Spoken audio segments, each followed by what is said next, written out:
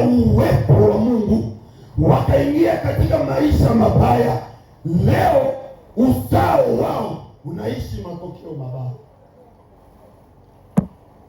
Kuna watu wengine tuliwaona, dada anafanya harusi, lakini aseme shangazi yake balimpita, hawakumupa mbuzi yake.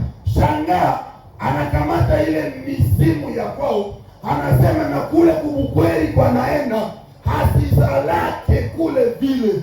Kama huko humu ushindwe na uregee katika Bwana. Akituweka huru tunakuwa huru. Mie njo muyomba, mie njo muyomba. Muyomba ni baba. Wewe kama muyomba ni baba, wewe tia dadako mimba. Wewe tia dadako mimba, muzale naye. Muyomba ni baba, muyomba ni baba. Wakati wanataka kutupeleka katika sheria zenye Mungu ametufungua nazo, wanaleta ile maneno mbele.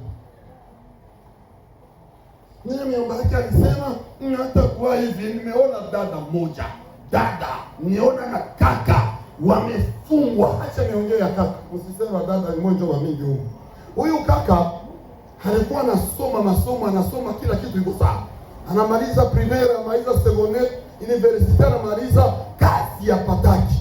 Anamuuliza Mungu, nimekosea nini? Umenipa akili ya shule, ninasoma kila kitu sawa, na mamaliza masomo, lakini ili nipate kazi na wenye hatukusoma nao wanifo ya chini banapata kazi.